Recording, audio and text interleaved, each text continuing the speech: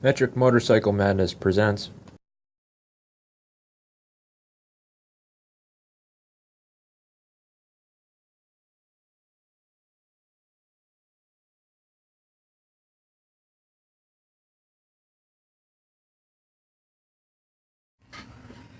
Hey guys, Metric Motorcycle Madness here. So today I have a very special video for you, and it's going to be a little bit different. It's not a repair video.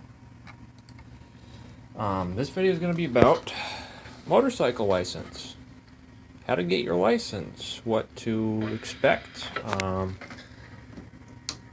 that off, what to look for resources, where to go, who you need to talk to, fees associated with that, what you need to practice, what you need to learn.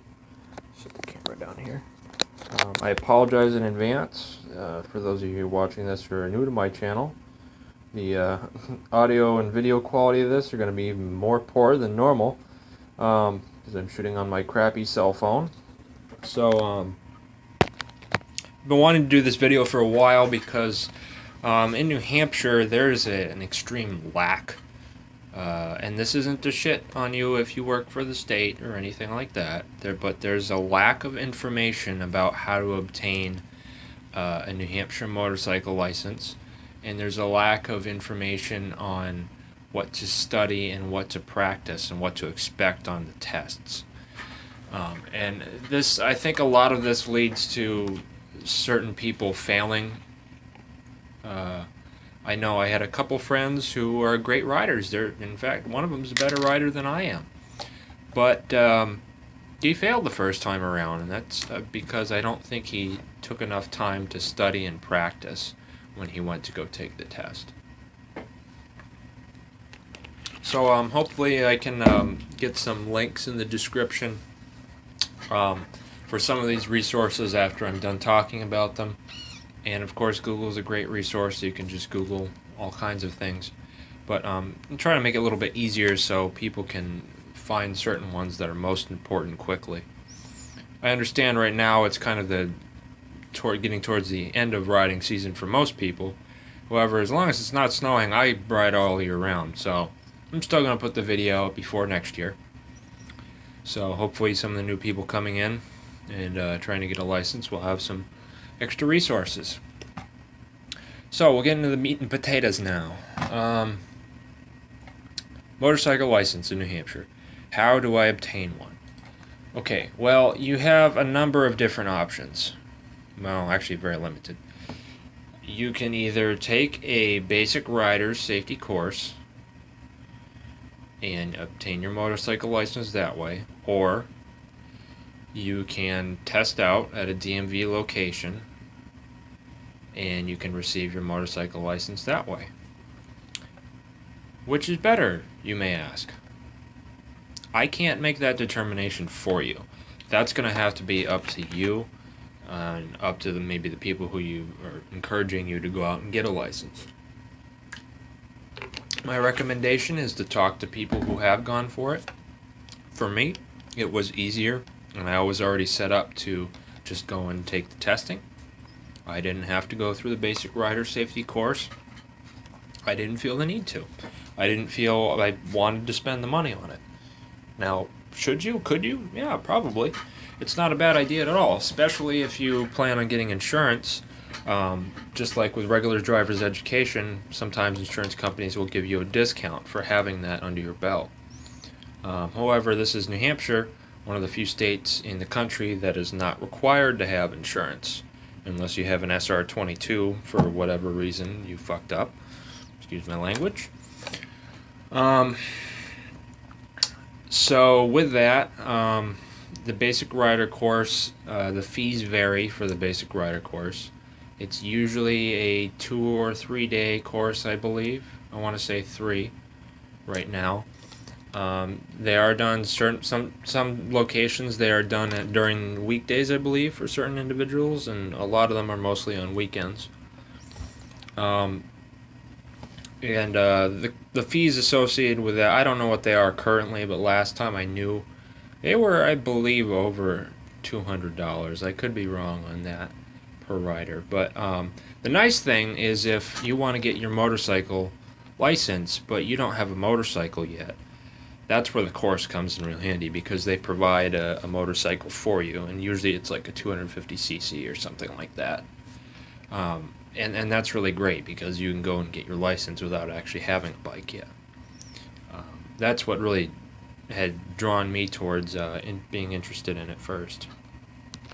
At the time, I had a project bike and I was rushing really fast to try to get that done so I could take my test, and I ended up finishing it in time. So I felt that I had enough experience between building the bike and taking everything apart and understanding how everything worked and riding it around the yard and everything to get out on the road on my own, and enough of fiddling around with other motorcycles to understand how to get that.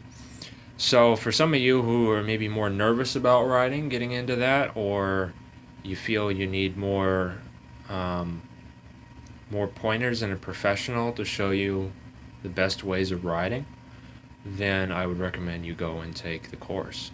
However, if you already have a motorcycle, or you're going to already have a motorcycle, and you feel you are or would be a very confident rider already, and you'd just like to do some more practice, and you'd like your license a little sooner, then I would recommend going and doing the other way of testing. So, a couple quick notes here. There's also 2 other courses the state offers, or they offer through the state, state-sponsored. There's the basic rider course, which is what you have to have in order to get the motorcycle license, or you just test out. However, they have 2 optional ones, which could also help insurance costs. Was an advanced, and then I can't remember, like an expert riding course or something. Don't know how much those costs. So the DMV skills test is what you have to do if you don't take the basic rider safety course. Before you do that, it's a good idea to get a learner's permit and do a lot of practicing before you go and take that test, because it's not extremely difficult, but it is difficult. It was, pretty nerve-wracking for me, and I ended up going through it with mostly flying colors. For some people, that's not going to be the case, so you have to understand you can't just go into it all gung-ho, I'm a great rider, I know what I'm doing. If you're going to get nervous, you're going to have a likelihood to have the potential to fail. The other thing I will tell you is that when you go out to do a motorcycle skills test, they are done in different locations around the state, at different DMV offices. The problem they've had, and what I had, was when you go and sign up, and usually when you go in and complete and pass your learner's permit test, because there is a test for that also, which is a CBT test, they will ask you if you want a test date for the skills test. Yes. Get that test date scheduled, because if you don't and you go to call later on, you're going to be sitting on a waiting list for your local area, or you're going to have to go somewhere far away that you don't want to normally travel to. So there's different locations around the state. The last time when I had gone to get my motorcycle license from my area, they weren't even taking reservations for that DMV anymore. They were booked a month in advance. That's ridiculous. They shouldn't be having that happen, but it's the state. You can't do anything about it. So you'd be prepared that you may have to go to another testing location. Now, New Hampshire does allow you, I believe, during off hours, to practice in their parking lot or in their testing location. States like Vermont do not allow that. They specifically outline in their driver's manual, which in my opinion is a much better manual, actually, and more thorough, that it is not allowed in Vermont. I don't see why. I think you should know what you're getting into and what you're going into. And I mean, how do you pass a test? You prepare for it, because you're supposed to know what's on the test, or at least most of it, right? Not, answer and stuff like word for word, but a general idea of what to study for. When it comes to the skills test in New Hampshire, there's really little information that you're going to receive in regards to what you need to do and what you need to pass on the skills portion of the test. There's not much in the manual, and there's not much on the CBT test. So, going to get into some specifics here. Applicants for a motorcycle license must be at least 16 years of age or older. Any applicant under 18 years of age must successfully complete the basic rider course and provide parental permission. So if you're under 18, you have to take the basic safety course. You can't just go and test out, from my understanding.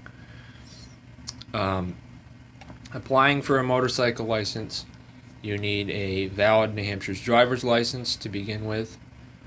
You need an application for the motorcycle endorsement, and it's technically no longer an endorsement. It doesn't say it on the back of your license. Now they just reissue you a new license, and it'll say, if you're an operator, say operator/MC on it or something. One of the following to show proof that you have the fitness to operate a motorcycle: either a completion card from the basic safety course, or a motorcycle skills test result showing a passing grade. So that's when they will issue you the license. You've either passed the test with the DMV, or you've taken the basic rider safety course, and they give you a card at the end of that if you pass that. When you do this, you'll be charged $30 for the license fee. So if you go and get a learner's permit, you pay $30 then. After that, as long as you pass the skills test to get your license, you won't be charged that again. You paid the $30 during your permit. I believe if you take the rider's safety course, you must pay the DMV in addition the $30 after you pass the course. So, motorcycle learner's permit, how do you get that? So basically, go down to your local DMV and ask for a motorcycle manual and study the crap out of that. The CBT test that they will have, I believe, was, when I took it, it was, and it may be different now, I don't know, was 25 questions. It's fairly short, so there's an easy rate for you to fail if you screw up. Now, it was extremely misleading to me, and in my opinion at least. A large percentage of the questions that were on there were worded very strangely and were less important areas to touch on in the manual. Or I felt they weren't even in the manual. I felt that it was information that I looked up independently online, or information that I didn't even review and I just had to guess on. So you need to not just take that book and read it front to back twice. You also need to go online, do any kind of practice tests you can find on Google. Look at Vermont's manual, because they have a lot of great resources in that as well. And there's a couple other items. Anything you can find, just absorb all the information in before you go and take the CBT test. So I believe it was a 25 question test. If you got trying to remember, more than 5 wrong, then you failed, and you had to wait a certain number of days before you could go and retake that. I was 1 question away from failing. I was shocked, and it will tell you how many questions you've gotten right and how many wrong at the bottom as you go, I believe, and it is timed also. And that's just really stressful and nerve-wracking looking at that, but at least it's honest with you, the test.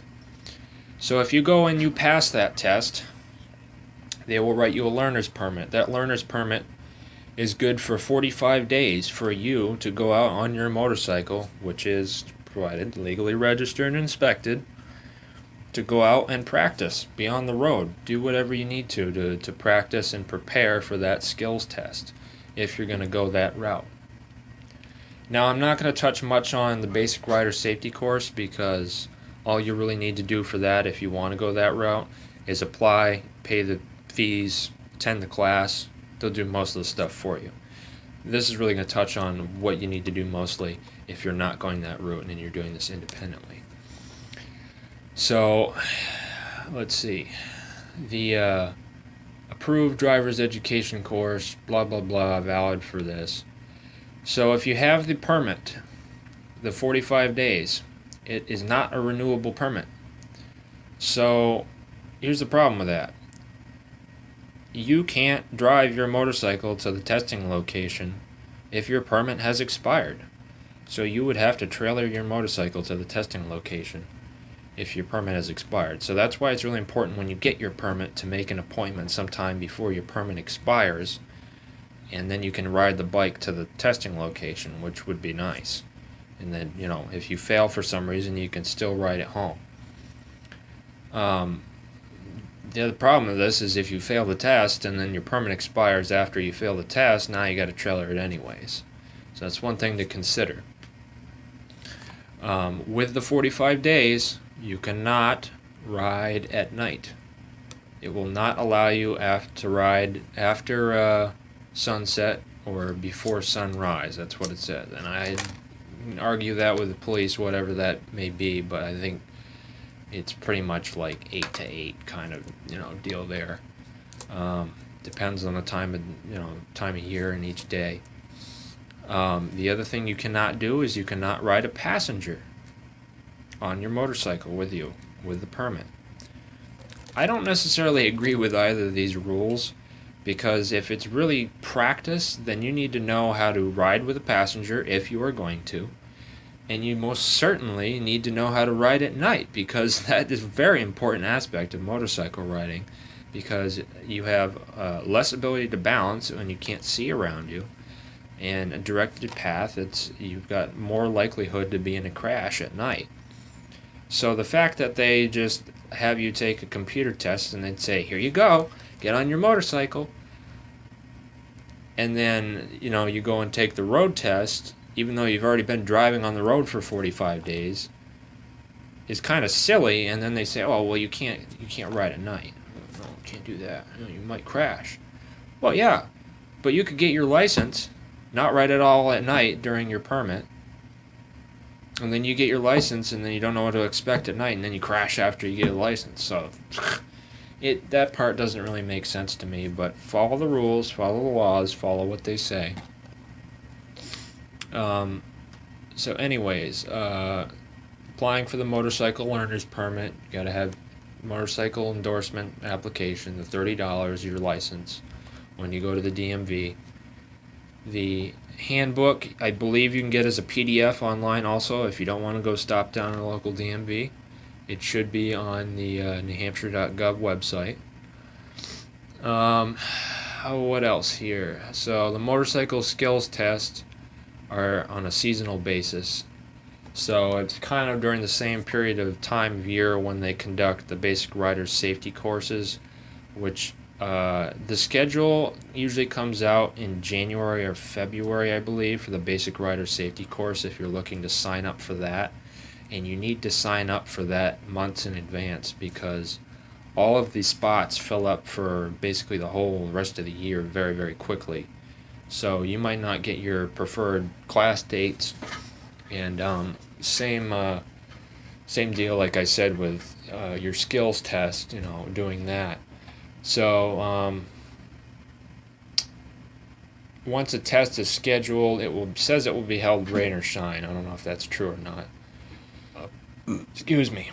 And of course you have to call 603-227-4020 to make an appointment for a motorcycle skills test, which they'll give you on a card, or you can make it at the DMV after you pass your permit. Now, I believe, if I remember correctly, you can go and get your motorcycle license if you pass the test without actually taking the permit test and getting a permit for a rider's permit. Should you do this? No, you shouldn't. But that being said, a buddy of mine, he went and he took the CBT test and he epic failed it. He epic failed the permit test. He didn't want to wait until it was renewal so he could go back and retake the permit test.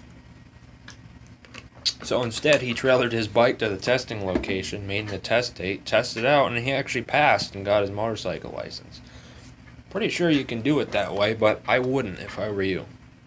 Don't quote me on that either.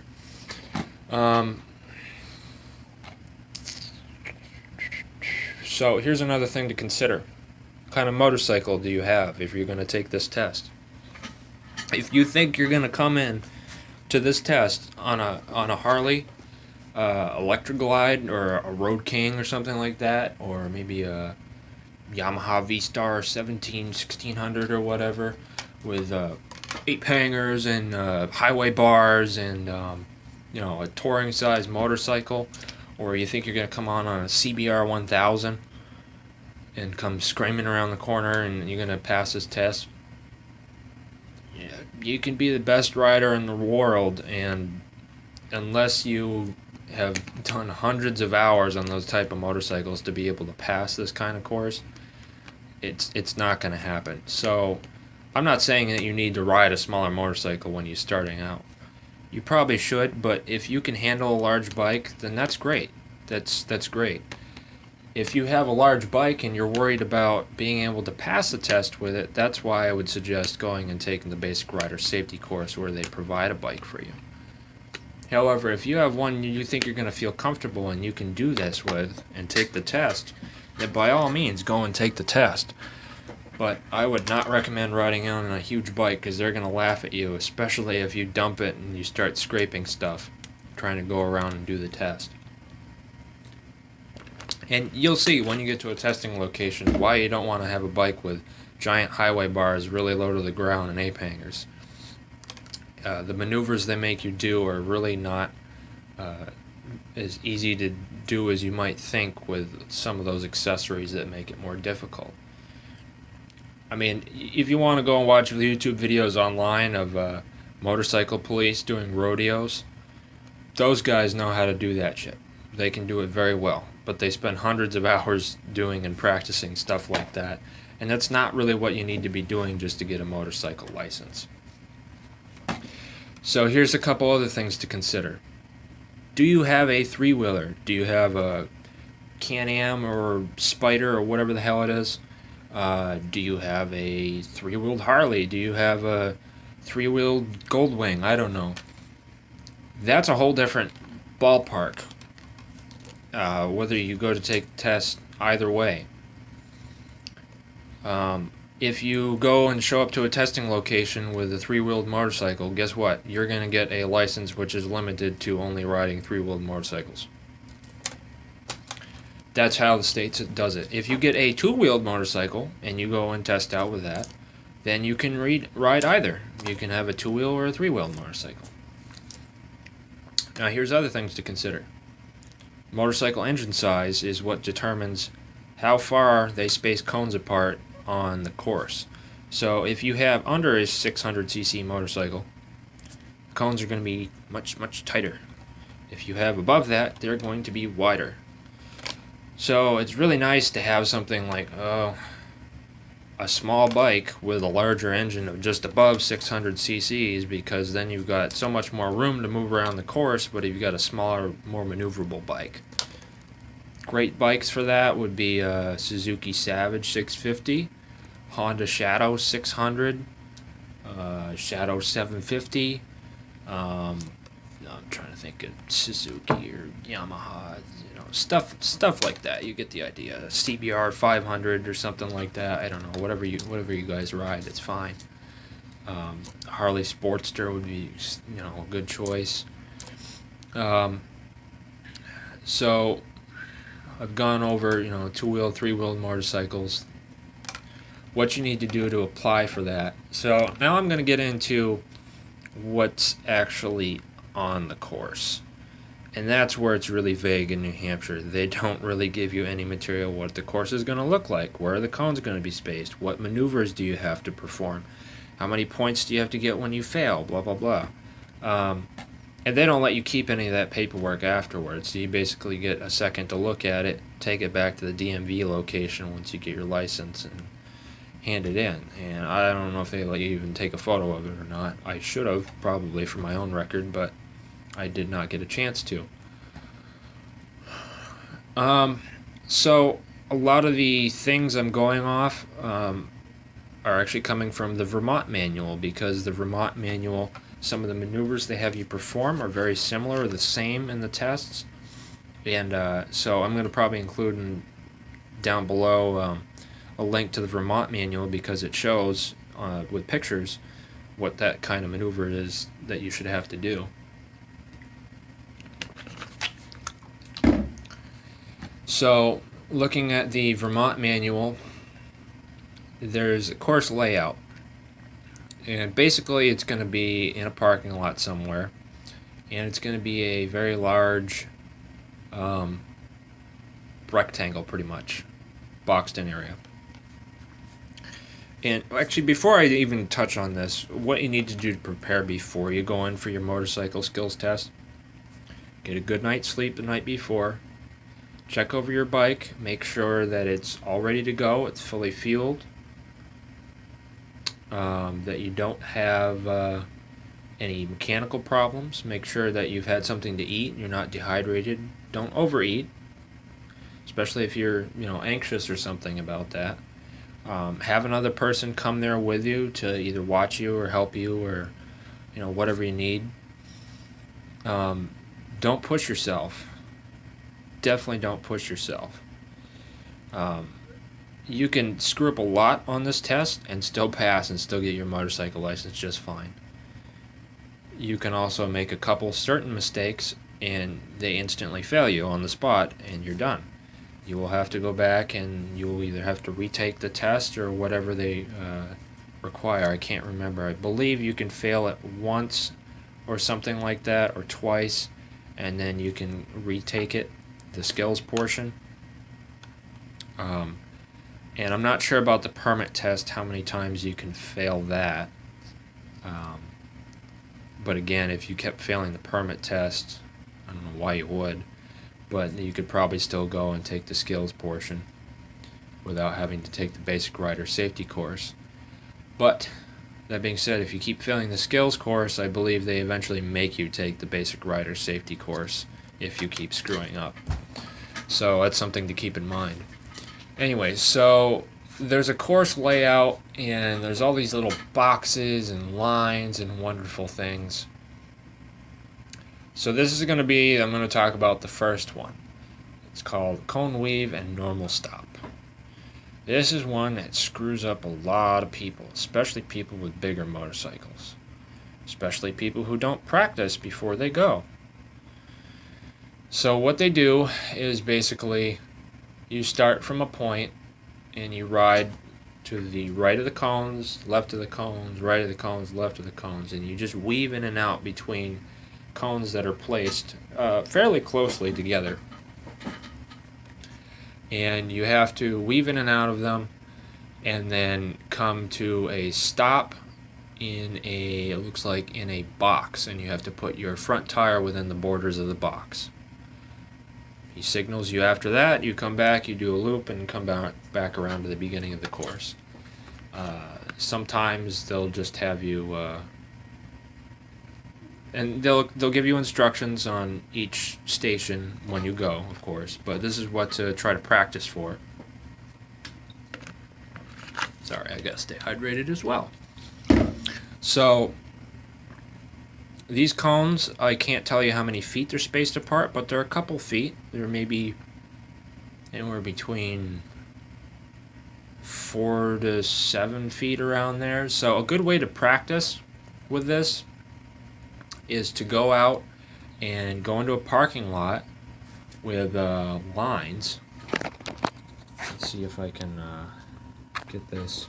Well, I don't know if I can show you on there, but basically a parking lot with lines and just a row of where there would be cars but empty, and the corners basically of the center line dividing 2 rows of cars.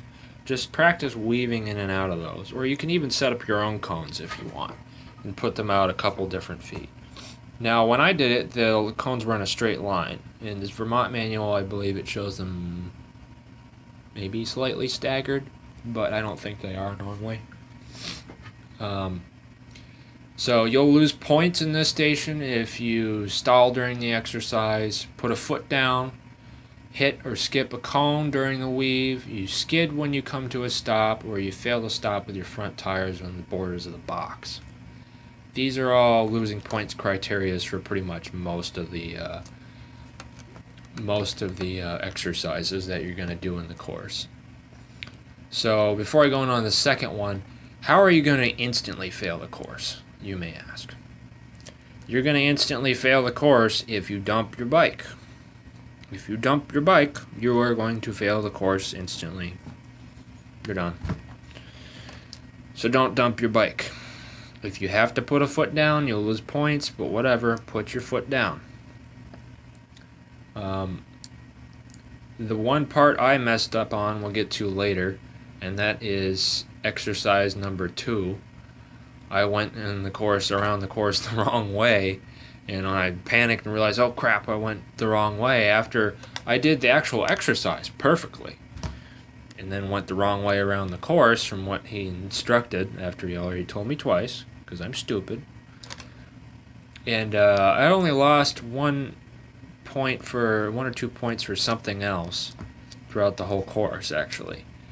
But he must not have noticed that when I came around, I touched the line of the outside of the course, actually, and I put my foot down because I came too close to the line, and I went, oh crap. I don't know if he noticed that, but I got 1 point off for something else earlier in there. So this is another one that's particularly going to not work well if you have a large motorcycle. And it is turn from a stop and a U-turn.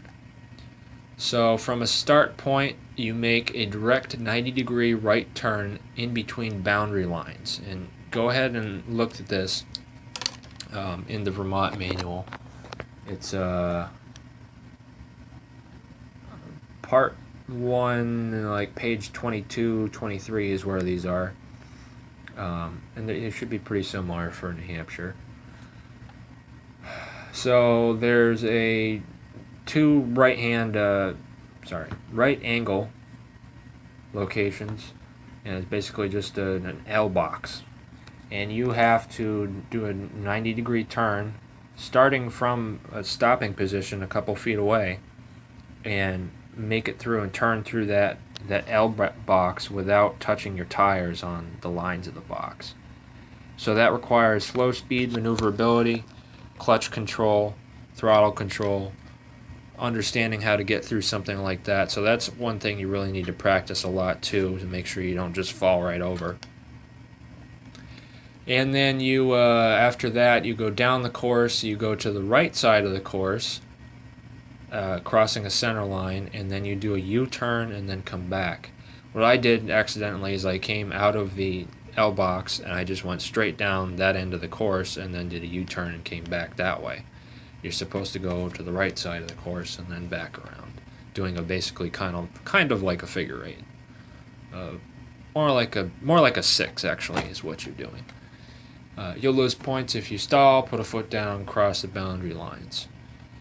Exercise 3. This one's pretty easy. You'd be surprised how many people screw the hell out of this.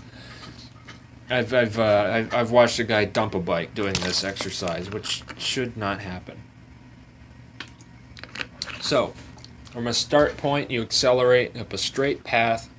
You must maintain a speed. It says in here 12 to 20 miles per hour. I think it's around that in New Hampshire. By the time you reach the first line, you have to be to that speed. You maintain a steady speed. When your front tires cross the second line, stop as fast as you safely can using both brakes. So that means pulling in the clutch, doesn't matter what gear you're in, pulling the brakes. You really don't, to get to 12 to 20 miles an hour, you really don't have to go out of first or second gear. You don't need to be cranking on this one, okay? You'll lose points if you stall during the exercise or fail to stop within the established guidelines, if you stop too far. This is fairly easy. All you got to do is accelerate. You get to one point, and you can stop. That's it. Just don't dump the bike. Fairly simple. Obstacle 4, which I believe I did. Sorry, I'm having a memory blank here. This one can also be a little bit tricky. You'll see California Highway Patrol. Sometimes they'll be practicing this in videos online. So this is the obstacle swerve. So you need to start from a point and accelerate straight up the path. The path? What are you talking about here? Stabilize your speed between 12 to 20 miles an hour again by the time you reach the first line. Maintain a steady speed. When your front tire passes the second line, swerve to the left or right as directed. So I think when I did this, he told me which way to go to begin with. What I see is usually somebody's at the end of the course, and by the time you reach that first line, before you come to the second line, you need to swerve. They'll just go left or right. They'll tell you which way to go. And they'll place a cone as the obstacle or whatever you have to swerve around.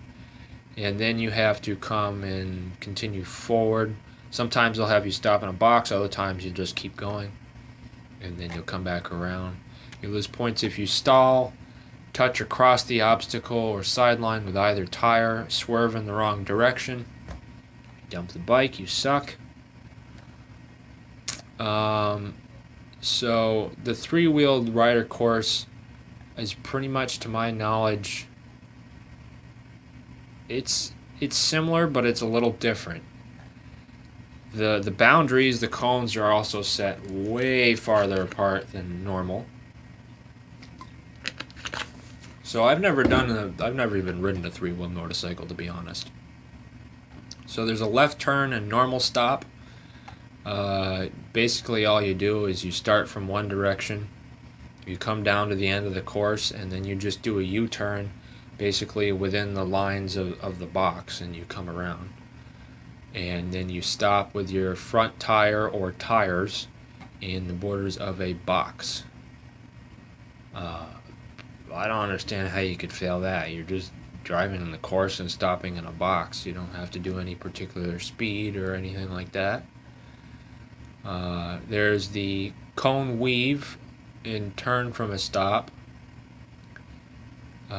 So basically this incorporates the L box we talked about earlier and the cones that you have to kind of figure eight in between.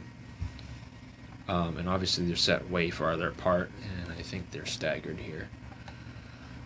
Or maybe not, I don't know. Anyways, again, with these, you can't stall, you can't hit or skip a cone, you can't touch the boundary line.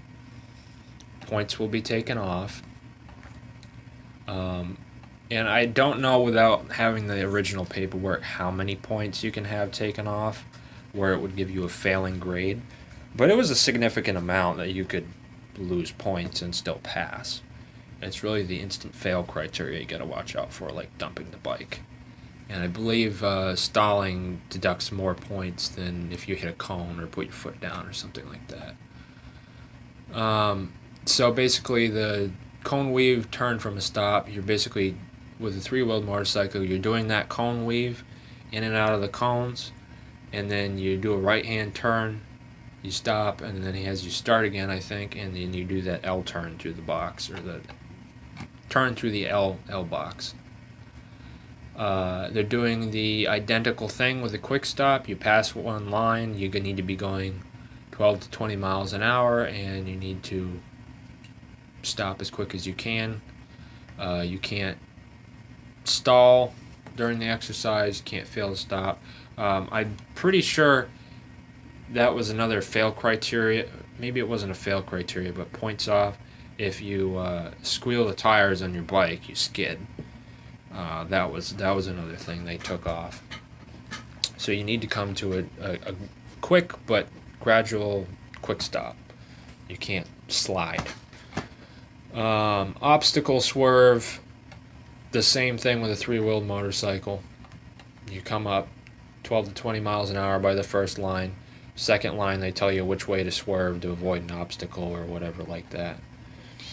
Okay, so this almost looks like identical. They even include in the Vermont Driver's Manual the rider skill test score sheet. How about this? So this is going to be pretty similar, I think, from the New Hampshire. This almost looks identical, to be honest. It may be the same thing. They're just stealing from a different state. So, engine stalling. Fourth occurrence, automatic fail. So there's points taken off for before you stall 4 times. Test termination. So this automatically you fail if this is the instant fail. Applicant tells them to stop the test. Excessive time. I think some of them are timed, some of the things I don't remember. I mean, it's fairly quick. Point accumulation, so you don't have enough points, of course. Fails to understand or follow instructions. I don't know how you could fail for that. Commits an unsafe act, or start shit with the instructor. Don't do that. Falls or drops the motorcycle. That's that. And stalls the engine 4 times. Okay, so okay, so when you go to do the stopping section, I guess they do time you. So maximum stopping distance with seconds, and it shows in the chart here. So they time how long it takes you to stop from when you hit, I guess, the line, the second line. So there's that. The obstacle swerve. The quick stop. They can take off, and they have all the points, set up in here. You turn from a stop, U-turn, normal stop, and cone weave. So all these points get added up. How many points you get from them, and then you get basically you get 5 points in each category, and if you miss something or get something taken off, they deduct 1 point from it. I wonder how many times I have said during this video. Sorry about that. God damn it. Here we go again. Alright, so let me get into the last couple areas we're going to talk about this, because I want to try to cap this off around an hour or so it's not too long of a video. If you guys want to see this done as a visual representation, I guess, you want to see me go out and do these maneuvers, you want a higher quality video of me doing that, so you can maybe see visual representation, let me know in the comments or something like that, or hit like, and maybe I can go out and do that for you.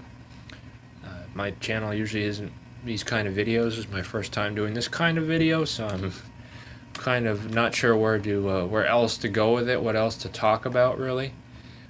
Do a good looking around in the New Hampshire. So what I'll include is the New Hampshire manual, the Vermont manual. Both you need to look at, in my opinion. And state, website, newhampshire.gov resources for where to find, print off, New Hampshire motorcycle application for license and all that fun information that you need. And that'll also give on there links to a basic rider safety course if you need to take that. Some other things you need to think about that I didn't think about before. So, as we all know, New Hampshire does not require that you wear a helmet. Now, I'm not going to sit here and tell you new riders, you need to wear a helmet. You should be wearing a helmet, okay? But I'm not going to sit here and tell you, wear a helmet, or are you stupid? Whatever. Do what you want to do. That's your own business. That's your own risk. So, one thing I will, though, try to beat into people's head is when you go to take the test, and I don't know if they will yell at you if you come otherwise. I've never seen anybody come to a test without a helmet. But bring a helmet at least if you're going to go and take the test. I know they probably make you wear one during the basic rider safety course. They probably require you to. But during the test, come with a helmet, come with eye protection, or a helmet with eye protection, and wear it. That way there's no questions. They're not going to look at you funny. You won't get any bias if you have an instructor who's Maybe not that friendly, I don't know. Mine wasn't very friendly. Um, um, Make sure it's a DOT compliant helmet, not one that's, fake little helmet you got at the fair or whatever, I don't know. Make sure it's actually a motorcycle helmet. Bring at least some protective clothing. Like they said, it could be an all-weather day. If it's 90 degrees out, you probably don't want to wear a jacket, but bring some gloves or something like that. As far as, I know I said earlier, having a full tank of gas is important being there, and that is. However, if you're having trouble with balancing a little bit, I don't know if it would help at all to have less than a full tank, maybe less weight, less wobbling to worry about. But then fuel is going to be sloshing around more in the tank, so I'm not sure if that's really going to aid or assist in your success. So, what else to touch on? Should you bring a full face helmet?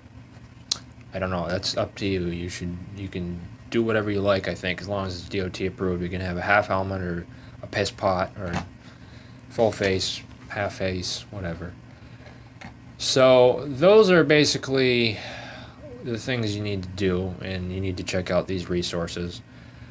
I can do another video if you guys want it on other aspects, as in what new riders need to do in addition to once they've gotten their license, or what they need to do before they even get their license, what they need to consider when buying a motorcycle. That's something I can do, but only if people have the interest. And like I said before, you're going to go to the test, make sure you check everything over on your bike first and that it functions, because they probably will call you out if they see you come in with a broken up bike or something, and something's not running right, or it's puffing smoke out of it, or something along that line. So make sure that you know your bike well if you're going to take the skills test and not the rider course. Make sure you know that bike front to back, you know how to handle it. You practice these maneuvers in the parking lot, and not just in addition, but you practice during your permit time if you choose to do that, which I would recommend. That you practice having time on the road. You practice being out on the highway. You practice being out on the interstate. You practice riding alone. You practice riding with other people. If you can, of course, if you have people to ride with. And riding with other people during your permit time is really great, because some of these people will hopefully have more time on the road, more experience, or already have their license, and they can give you pointers, what to look for, what to study, hopefully, as well, and how to ride safe, how to have fun. We're really privileged in New Hampshire, especially because we don't have so many stupid laws restricting us from certain things. And we're also really lucky in the United States to have the system that we do with the Department of Motor Vehicles and the Division of, National Highway Traffic Safety Administration. I should know that. Because in other places of the world, they either have no laws that protect them, and people eat shit all the time. Like in India, you've seen how stuff that like that is. It's just crazy in the streets there. But also out in like the UK, they have tons of different laws and requirements that we don't have to put up with any of that. They have different classes of motorcycle licenses. When you start out, you can basically only ride a tiny motorcycle or a scooter. And you have to keep, over the years, working your way up, getting different licenses. You have to pay more fees. You have to go through stricter, more robust tests. It comes with the territory, though. I will say a lot of their riders over there are far more skilled than some of us are over here. That's just the way it is. Their roads are different, their driving is different, their system is different, and that's fine. But I like it the way we have it here. We don't have to deal with all of that extra stuff and all the requirements and rules. If you go and watch people ride over there, a lot of like places, lane sharing is legal for motorcycles. That's a normal thing. There's a lot of more dangerous aspects to riding there that they have. However, with that, a lot of their drivers are much more aware of motorcycles being on the road, and I would think there'd probably be less accidents over there because of that. We do have a fairly, unfortunately, high rate of motorcycle accidents in the United States, and that's not just, oh, they didn't wear a helmet. If you're going a certain speed, it doesn't matter if you're wearing a helmet or not, you will die. You will die from... I'm an EMT, okay? So don't tell me I don't know what I'm talking about, because I've seen and scraped people off the side of the road before during motorcycle accidents. After a certain speed, doesn't matter what you hit or if you fall off, you will die from a spinal injury, most likely. Usually that being your neck breaks. Otherwise, if you don't die, you will have plenty of life-threatening, debilitating injuries for the rest of your life, and you may never ride again if you live through it.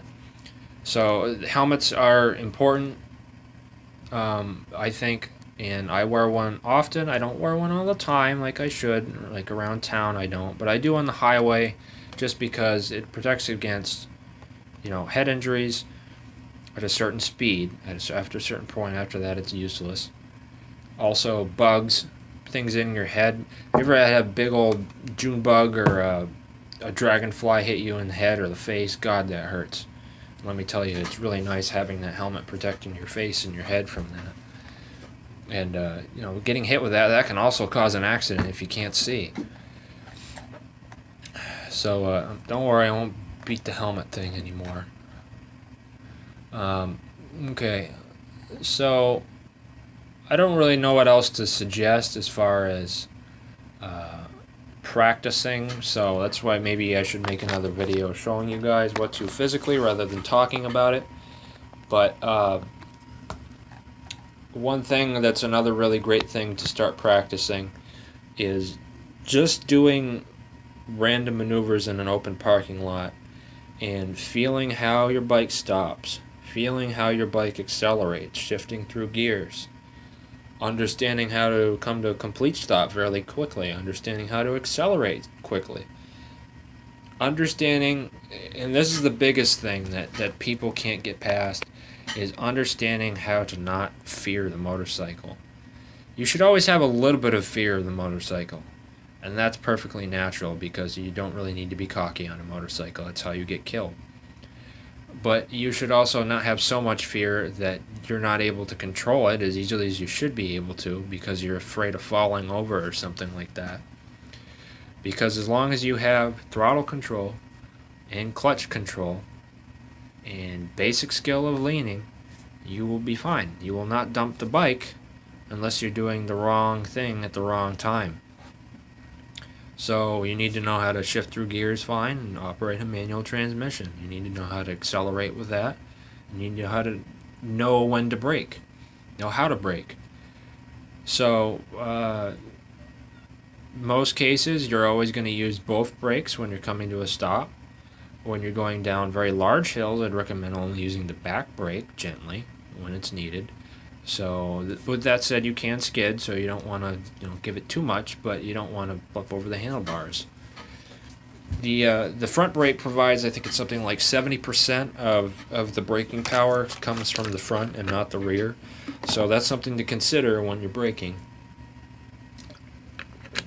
And what you need to do with practicing leaning is just get a feel for how you lean and how you move at low speeds.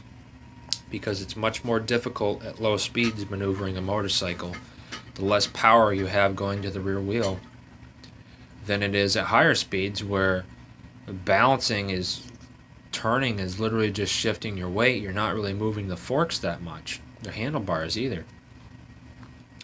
At lower speeds, you're doing a lot more pushing and pulling of the handlebars, and at the same time balancing a little bit, but a lot of what's keeping you upright balancing is clutch and throttle control, and that's what I keep telling everybody that I learned.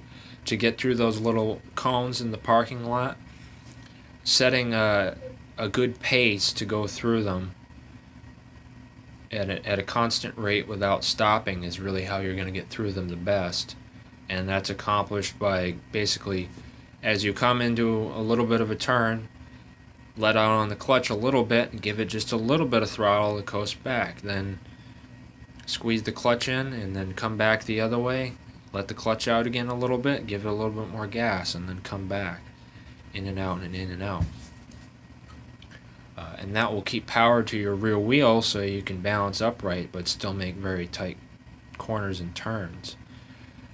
With motorcycling, there's really not as much leaning as you would think there is, unless you're on a sport bike and you're trying to get your friggin' knee down onto the ground, some stupid shit like that.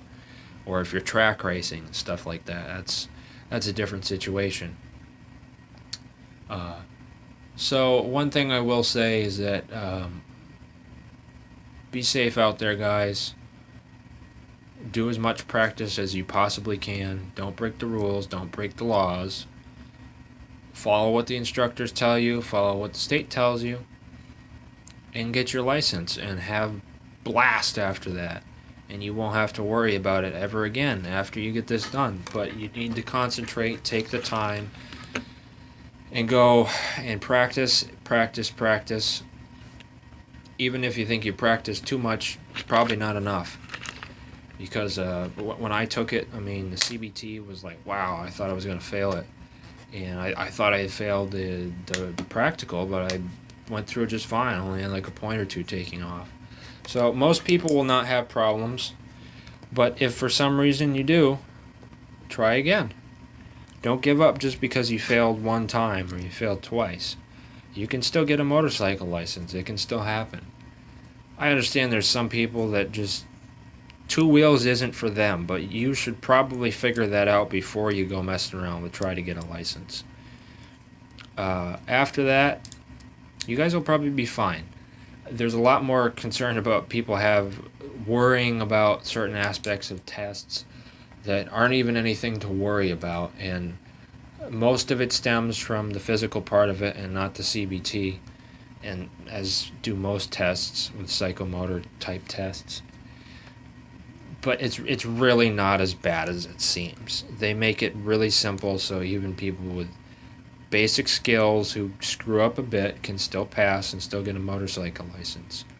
That being said, if you come out of a test and you got your license and you still don't feel comfortable on your bike or comfortable riding that much, take it easy, you know.